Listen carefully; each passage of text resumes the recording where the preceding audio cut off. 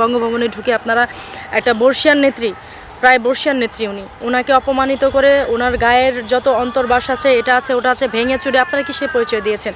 শোনেন, পৃথিবীটা কিন্তু অনেক ছোট, পৃথিবীটা খুব ছোট জায়গা। আমরা যে যা করব গোল গোল করে ঘুরে সেটা কিন্তু আবার ফেরত আসবে। আজকে একবার একটু চিন্তা করেন তো, নর্মালি আমাদের ফ্যামিলিতে আমাদের বাবা মারা গেলে আমাদের অনুশোচনা, আমাদের কষ্টের শেষ থাকে না। আর একটা ফ্যামিলি পুরোটা হচ্ছে ধ্বংস করে দেওয়া হয়েছে, একটা মানুষ যিনি দেশের জন্য কাজ করেছে পুরোটা ধ্বংস করে দেওয়া হয়েছে। সেখান থেকে যদি একবার চিন্তা করেন তাহলে আপনারা কি করতেন?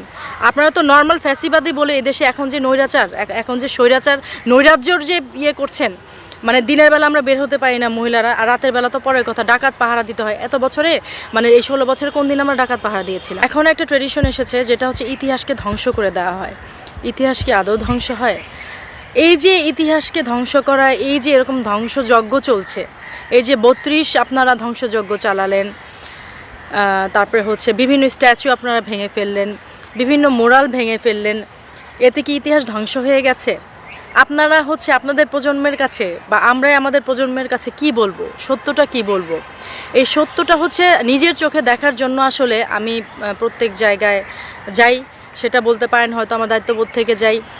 আর 32 জাতীয় জাদুঘর, চিড়িয়াখানা, জিয়া উদ্যান, জিয়ার মাজার, তারপরে হচ্ছে আমাদের দেশে যে ঐতিহাসিক স্থান, মানে ঢাকা কেন্দ্রিক, যেহেতু আমি বড় হয়েছি, আমার জন্ম ঢাকা, তো এই জায়গাগুলোতে ঘুরে ঘুরে আসলে আমার ছেলেবেলা থেকে বড় হওয়া, আমার শৈশব কৈশোর তরুণকাল যাই বলেন, এই জায়গাটুকে ঘিরে আসলে হওয়া।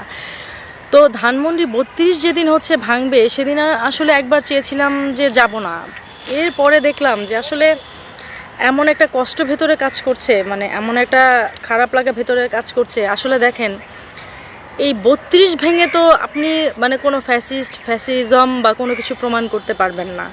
তাহলে কেন এই 32টা ভাঙা? এবং ওখানে যাওয়ার পর যেটা দেখলাম যে শত বর্ষে যেটা আমরা লালিত করেছি, এই যে বঙ্গবন্ধু শেখ মুজিবুর রহমান, ওনার একটা আত্মত্যাগ, বাংলাদেশে 11টি সেক্টরে 18টি সেক্টরে ওনার ডাক, সেই সাথে জিয়াউর রহমান উনি ছিলেন।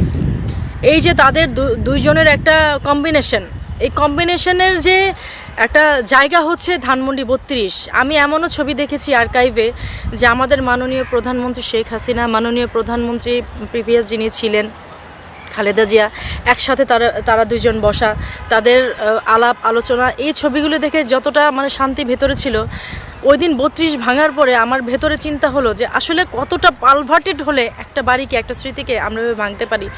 এই 32 নম্বরে বসে আপনার বঙ্গবন্ধু শেখ মুজিবুর রহমান